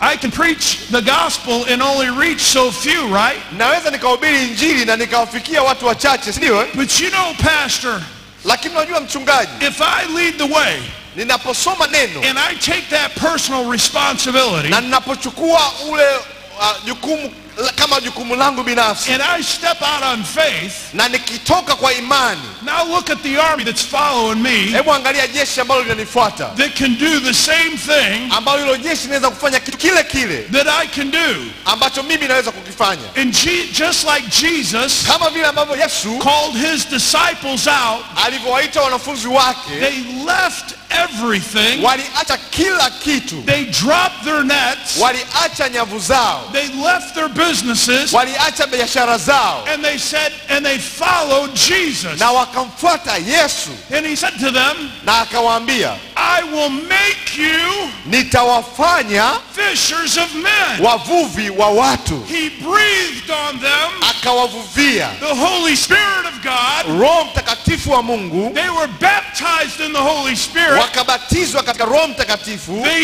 each became empowered Kila mmoja akapewa to nguvu be a witness kuwa shahidi in your city, katika jiji lako, right where you live, pale unapoishi, in your villages, katika vijiji vyenu, right where you live, pale kule mnakoishi, in your neighborhoods, katika mitaa yenu, right where you live. pale mnapoishi. You see, you've been empowered with the Holy Spirit of God. Mnajua ninyi mmepewa nguvu na Roho wa Mungu. Now the next thing for you to do, Sasa kitu kinachofuata mnachotakiwa kufanya, church, kanisa, is go.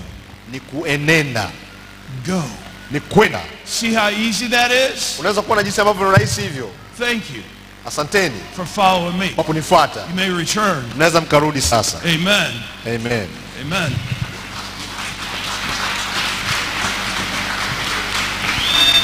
They took the personal responsibility. Hawa wamechukua majukumu binafsi. They laid their Bibles down. Waliweka Biblia zao chini, They got up wakainuka and they followed me around the sanctuary. na wakanifuata nikiwa nikizunguka ndani ya kanisa. That's just how easy it is Hivyo ndivyo ambavyo ni rahisi kama mlivyoona, to enter into his harvest, ili kuweza kuingia kwenye mavuno yake, because he's going before you. kwa sababu Yesu anatangulia mbele yenu. He's coming behind you. Yesu anakuja nyuma yenu, He's got the left and the right. yuko kushoto na kulia. You're covered in his blood. Mmefunikwa na damu yake, You're full of the Holy Spirit of God. mmejazwa na Roho wa Mungu, You're full of the Holy Spirit of God, power and fire. mmejazwa na roho na nguvu ya Roho Mtakatifu pamoja na moto wa Roho Mtakatifu, Which means that new living river is inside of you. ikimaanisha kwamba ule mto mpya uko ndani yenu. Church, Kanisa, we need to allow that river of life to flow out of us. tunahitaji kuruhusu mto wa maji yaliyo hai ububujike ndani yetu. We need to let the Holy Spirit of God flow out of us. Tunahitaji yule Roho Mtakatifu atiririke kutoka ndani yetu kwenda nje. I know it's not easy sometimes. Najua wakati mwingine si rahisi. Before I became a pastor, Kabla sijakuwa mchungaji, I was in the business world nilikuwa nikifanya biashara, and I was a quiet guy. na nilikuwa ni mtu mpole sana. I was very shy. Nilikuwa na aibu sana, And to get in front of a group of people and speak was na kwangu mimi kusimama mbele za watu, kikundi cha watu na kuweza kuongea haikuwa rahisi. a day I just didn't look forward to. Ni si jambo ambalo nilitegemea maishani mwangu. And when the Lord got a hold of my heart, Na Mungu alipogusa moyo wangu, I was down in the Brownsville revival. nilikuwa kule kwenye uamsho uliotokea kule Marekani katika mji wa Brownsville. I was going to school. Nilikuwa nimeenda shule kule, My precious wife Tanya was working. na mke wangu Tanya alikuwa akifanya kazi. And I'm going to tell you a little personal about myself. Na ningependa kuwashuhudia kidogo ushuhuda wangu binafsi. I was a slow learner in school. Nilipokuwa shule mimi sikuwa na uwezo mkubwa sana wa kujifunza. Nilikuwa ni mtu ambaye nilikuwa ni mtu ambaye najifunza taratibu. Sikuwa na uwezo mkubwa wa kushika mambo kwa haraka. It was difficult for me to read. Hata kusoma ilikuwa ni ngumu kwangu.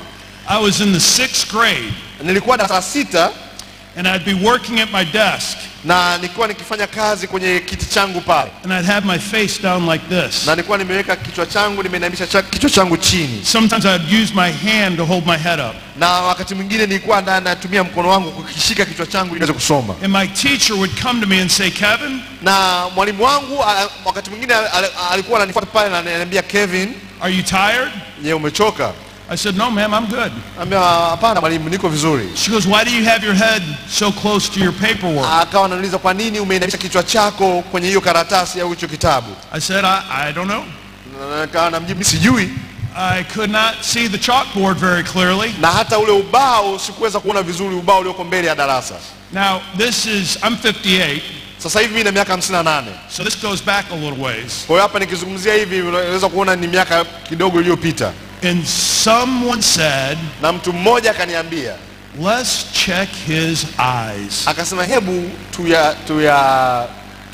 tuyachunguze macho yake. The reason why I had my head so close to my paper kwa sababu alikuwa mara nyingi akiinama hivi kwenye kazi yake au kitabu daftari, because that's the only way I could see it. kwa sababu hiyo ilikuwa ndio njia pekee ambayo angeweza kusoma. Pastor, when they first put glasses on me, Mchungaji, mara tu waliponipatia miwani, my lenses were so thick. yani lenzi zangu zikawa nzito sana, But I could see, lakini niweza kuona and I could see the chalkboard. na nilikuwa na uwezo wa kuona kwenye ubao, But I got so far behind in school. lakini nilikuwa niko nyuma sana I had shuleni. a difficult time. Nilikuwa na wakati mgumu sana shuleni, And when I walked across that graduation line, na nilipokuwa kwenye siku yangu ya kuhitimu, nilipokuwa napita mbele pale, I didn't wait for him to hand that diploma to me. nilikuwa natamani na wala sikusubiri ili aweze kunipatia ile diploma yangu. I snatched it out of his hand. Nikamnyang'anya kutoka kwenye I mikono yake, ran off that platform nikakimbia kurudi nyuma. Sikutaka kuonekana pale kwenye ile because I jukwaa, didn't want them taking it back. kwa sababu sikutaka waninyang'anye tena ile diploma. If they made a mistake, Kama wangelikosea, too late, I got my diploma, you ain't basi getting it back. ilikuwa basi wameshakosea na mimi nimeondoka na diploma yangu. So here I am in Bible college now, Sasa wakati huu niko chuo cha Biblia and I'm at home, na niko nyumbani, and I open my Bible to Proverbs. na nikafungua Biblia yangu katika kitabu cha Mithali. It's a very poetic book.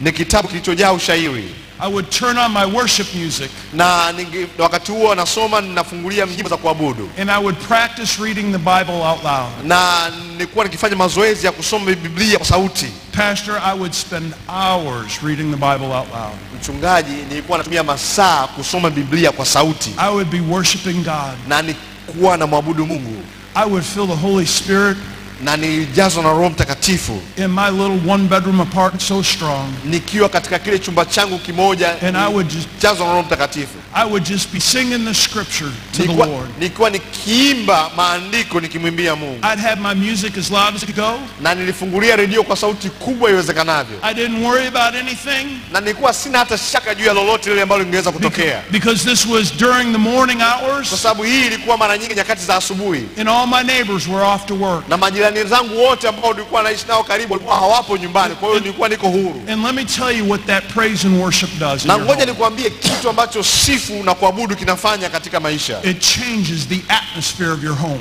Kusifu na kuabudu kunabadilisha uwepo wa nyumba yako. Worship team, when you're leading this beautiful congregation Timu ya kusifu na kuabudu, mnapokuwa mnaongoza watu hawa kumwabudu Mungu in praise and worship, katika kumsifu na kumwabudu, and when you're participating so beautifully like you did this morning, na ninyi mnaposhiriki kwa uzuri kama mlivyoshiriki asubuhi ya leo, you're not only changing the atmosphere in this church, Pastor, si kwamba tu mnabadilisha uwepo katika kanisa hili, but you're changing the atmosphere outside these walls. lakini pia ule uwepo unabadilika hata nje ya kuta hizi. When you lift your voice to the Lord in this body, Mnapoinua sauti zako kumsifu Mungu kwa sauti yako binafsi, the Bible says make a joyful sound. Biblia inasema kwamba hebu tengenezeni sauti za kupendeza, Make a joyful shout, pigeni kelele za shangwe, because it's the praises of his people kwa sababu hizi ni sifa za watu wake that ushers in the presence of the King of Kings and the Lord of Lords. ambazo zinatiririka kwa mfalme wa wafalme na Bwana wa mabwana. And that word that's living and alive, Na hilo neno ambalo li hai na linafanya kazi and it is active, na linafanya kazi, it penetrates the territory that this church is inaweza planted in. kupenya katika ngome ambazo ziko katika sehemu hii ya Mbagala, In the powerful name of Jesus katika Christ. jina la nguvu la Yesu Kristo. Amen. Amen. Amen. Church, Kanisa, point number 2, dondoo ya pili build a personal ni relationship. kujenga uhusiano binafsi. Now I'm closing. Na sasa naelekea mwisho kufunga. Point number 3, Dondoo ya tatu, give the personal invitation.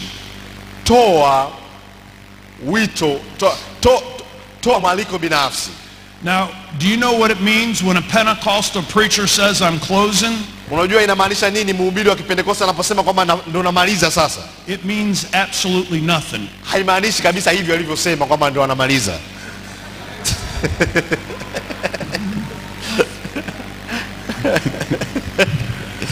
However, Hata hivyo, my great respect for your precious pastor, kwa kweli nina heshima za pekee sana kwa mchungaji wenu. I honor him. ninamheshimu sana and honor the time that he has blessed me with. na ninaheshimu hata muda ambao amenipa kuhubiri hapa. But in my church, Lakini katika kanisa langu and I say I'm closing, nikisema ninamaliza, my church folks are like, washika wasema he's got another 20, 30 minutes hapo inside ujue of na him. dakika kama 20-25 mbele, Because I give 3 closings. kwa sababu naweza kusema nafunga mara 3. It's point number 1. Pointi la kwanza. Point number 3.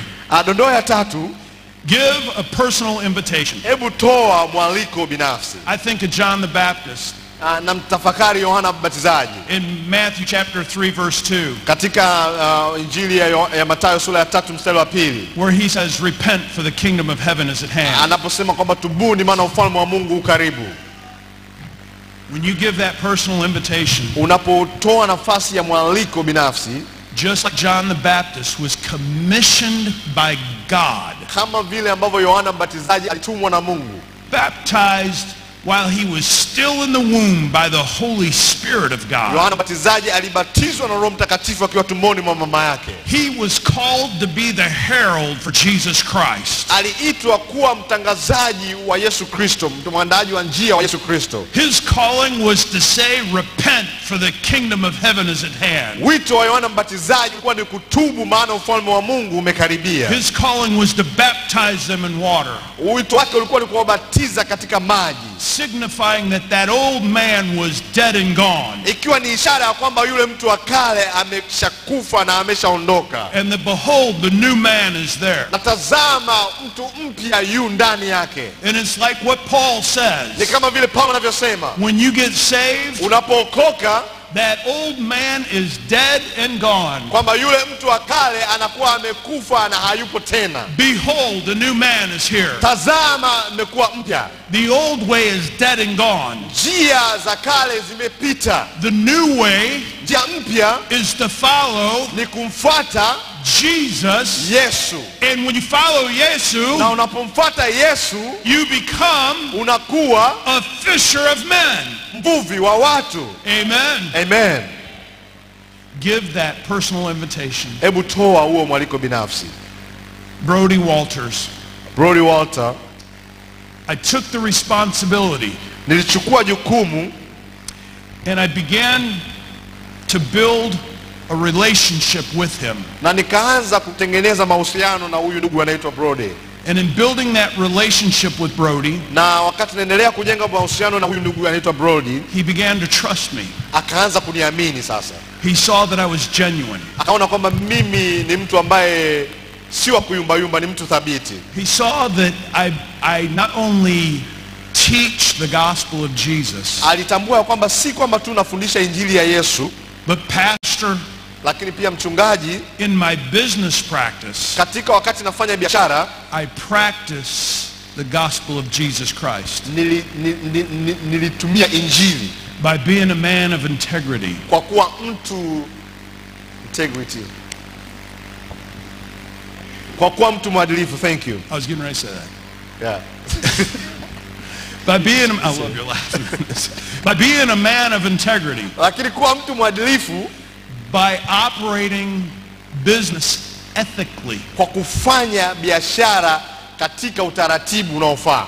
You see, in my negotiations with the potential buyer of my property, Hata nilipokuwa nikifanya majadiliano ya kuhusu wateja ambao wananunua bidhaa zangu, and working with the city planning and zoning commissioner, na nilipokuwa nikifanya kazi na idara ya miji katika kitengo kile cha mipango, I wanted to make sure I was representing myself, number one, nilitaka kabisa jambo la kwanza nijiwakilishe mimi as a follower of Jesus Christ. kama mfuasi wa Yesu Kristo. Number two, Jambo la pili, as a honoring the governing body of Perrysburg.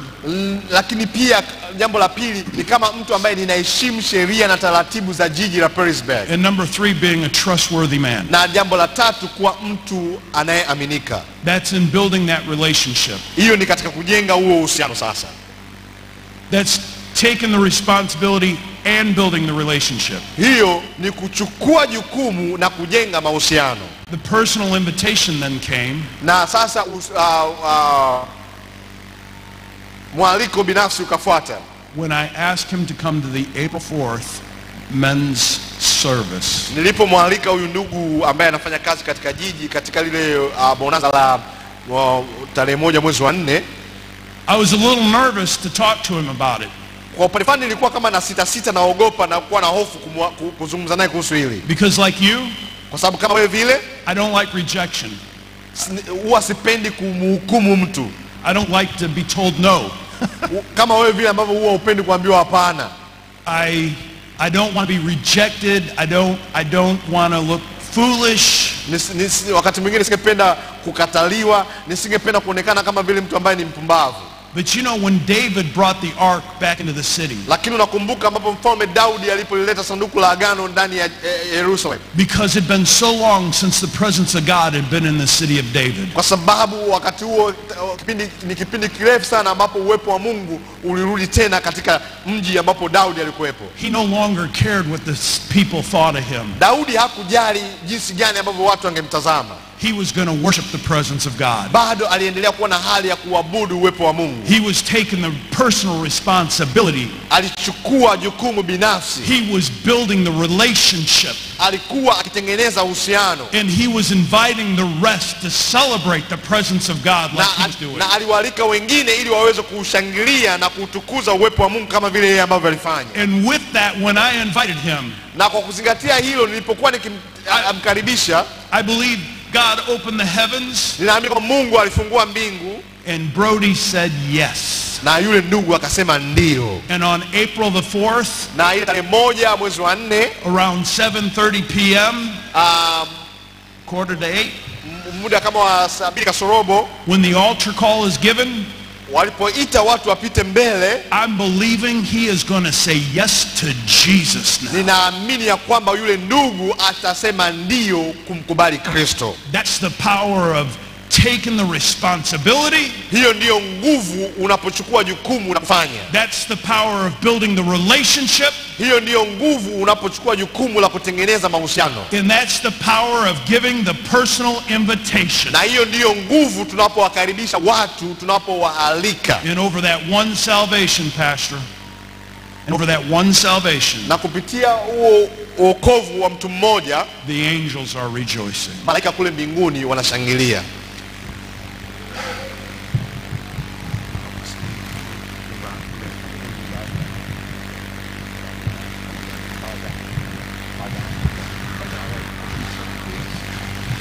Bagala Mission Center, Watu wa Mbagala Mission Center, lift your hand up this way. hebu naomba mnyanyue mikono yenu I juu. want to bless you. Nataka niwabariki. Bagala Mission Center, Mbagala Mission Center, I bless you ninawabariki in the name of Jesus. katika jina la Yesu.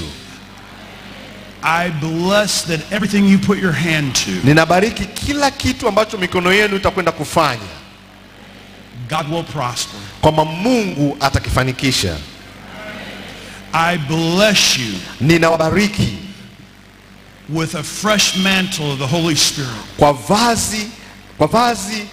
vazi jipya la Roho Mtakatifu, That when you take the personal responsibility, kwamba unachukua maamuzi binafsi au jukumu binafsi, that God will release the rivers of living water out of you. ili kwamba Mungu atiririshe kijito cha maji yaliyo hai kutoka ndani yako, And it will hit those dry grounds that you're talking to. na huo mto ulio maji ya uhai utakwenda katika sehemu zilizo kame, And the lost will feel a refreshing, na waliopotea wataburudishwa kwa kupitia maji yaliyo hai, even though they may not know what it is just quite yet.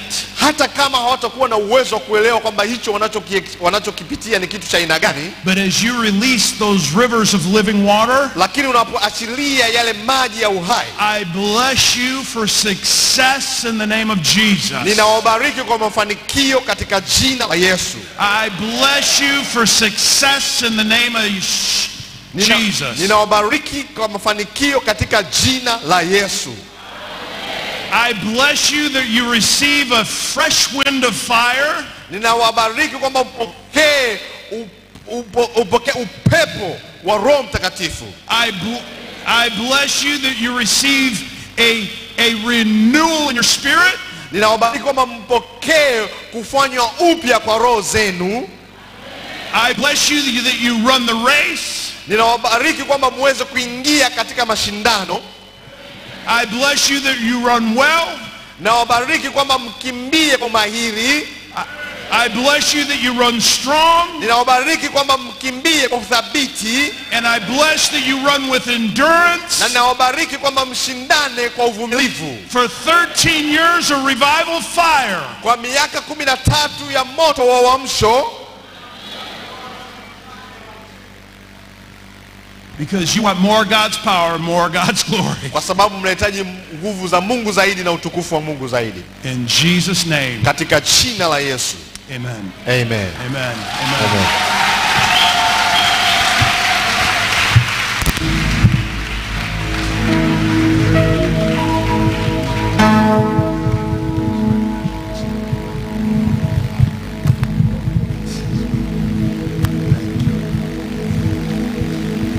Asante sana Kimario. Thank you very much. Asante sana mhubiri. Thank you very much, preacher. Asante sana mtafasiri. Thank you very much, our interpreter. Umetufanya tupokee ujumbe. You have made us to receive the message. Jina la Bwana libarikiwe. Blessed be the name of the Lord. Tunamshukuru Mungu sana kwa ajili ya ujumbe mzuri huu. We thank God for such a wonderful message. Yaani mimi nimebarikiwa sana. I have personally been so blessed. Kuna wakati tunapohimiza habari za mavuno unakuwa kama vile ni mtindo wa Mbagala tu. There are times when we encourage you to witness for Jesus, it appears to be just a normal thing.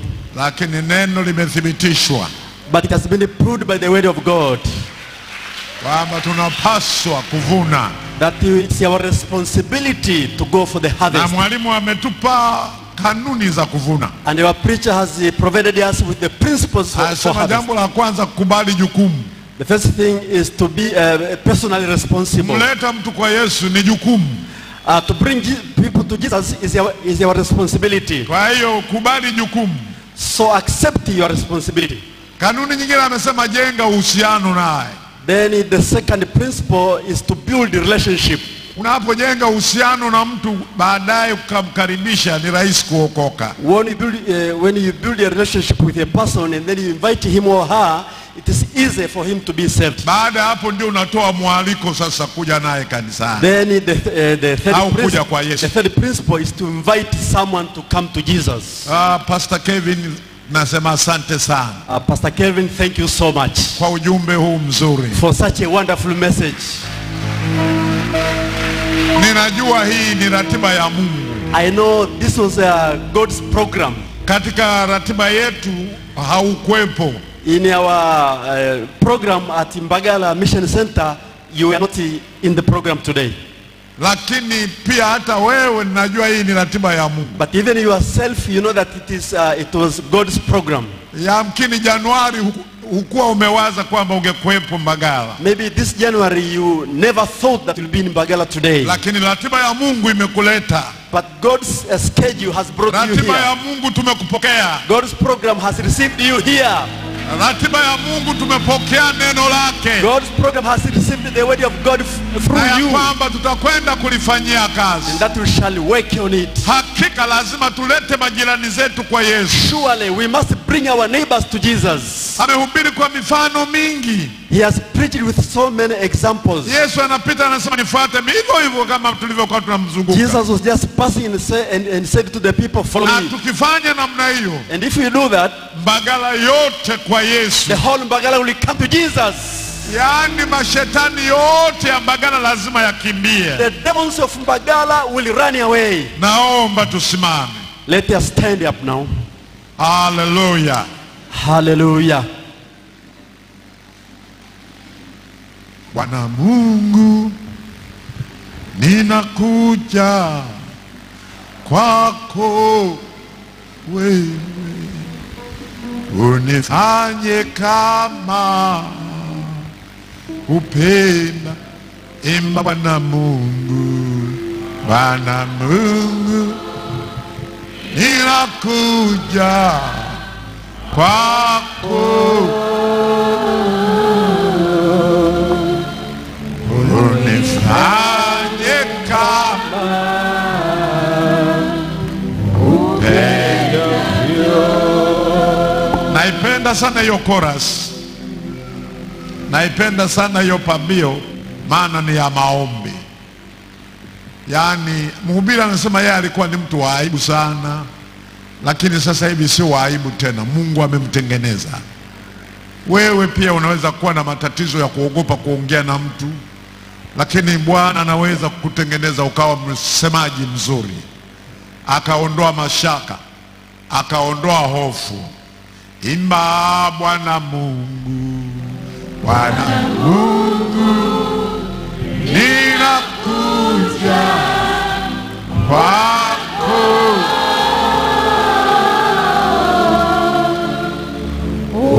unifanye kama upendavyo, nifinyange Baba, nifinyange mimi. Inua mikono yako juu, unifanye kama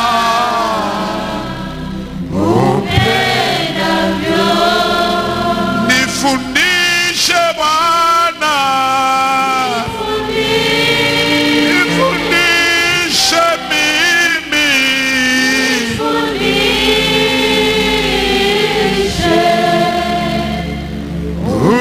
unifanye kama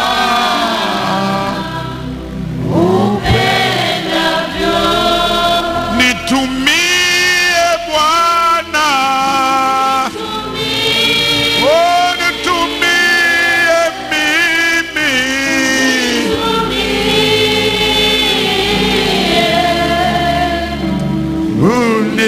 unifanye kama upendavyo. Hebu inua mikono yako yote miwili juu, omba nami maombi haya, sema Bwana, nimepokea neno lako, naomba Bwana unifinyange niwe chombo chako, kama wanafunzi wale walivyoagizwa na Yesu kwamba waende wakahubiri. Na mimi nalipokea leo, naenda kuhubiri, naenda kuleta watu ili wakujue wewe. Naomba nisaidie, niondolee vizuizi na vikataa katika jina la Yesu. Mimi ni chombo chako, umeniweka Mbagala kwa makusudi maalumu, na leo nimethibitisha umelituma neno lako kutoka mbali kwa ajili yangu. Nakata shauri kwenda kualika wenye dhambi waje kwako. Naanza kujenga ushirika, nisaidie Bwana, nilete mtu kwako, niwe chombo chako katika jina la Yesu. Amen. Amina. Shangilie Bwana. Asante praise team, naweza kurudi. Bwana Yesu asifiwe sana. Naomba tukae. Kimario, okay, kumbe mgeni ameondoka. Okay. Asante. Wakati huu tunataka kwenda kutoa matoleo, kwenda kutoa sadaka. Tuna utoaji wa mafungu ya 10, halafu pia tuna utoaji wa mfuko wa maendeleo, na kisha tuna utoaji wa sadaka ya umisheni. Hebu chukua bahasha yako ya umisheni na ya mfuko wa maendeleo, usimama nayo. Hebu tuende chap chap, maana muda umekwenda. Niliamua kwa makusudi kumpa muda wa kutosha kwa sababu namfahamu stamina zake. nimempa muda karibu masaa mawili, anaweza kuhubiri hata masaa 3. Chukua bahasha yako, simama nayo. Naomba usimame na bahasha yako sasa, ama ya fungu la 10 ama ya mfuko wa maendeleo. Hebu inua bahasha yako juu, nikutamkie mbaraka. Mungu Baba, ninakushukuru kwa ajili ya watu wako hawa, wamekuja na vitakatifu vyako kwenye nyumba hii. Baba, naomba ahadi zako za utoaji wa fungu la 10 zikawafuatilie katika shughuli zao. Baba, ibariki matoleo haya ya zaka pamoja na mfuko wa maendeleo. Katika jina la Yesu nimeomba, na wote tuseme amen. Haya, tupite tutoe zaka zetu. Pita toa kwenye sanduku hiyo. Kuna kieneo cha zaka, kuna kieneo cha sadaka, kuna kieneo cha shukurani.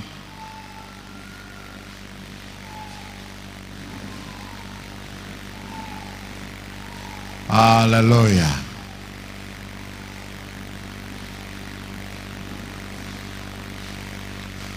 Na Yesu ndiye na wa vita, na Yesu ndiye vita katika maisha, vita Yesu, na Yesu ndiye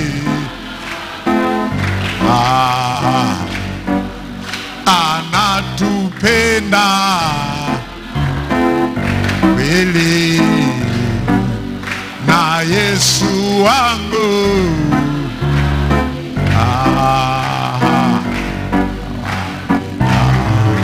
tunataka kwenda kutoa sadaka ya maana kabisa.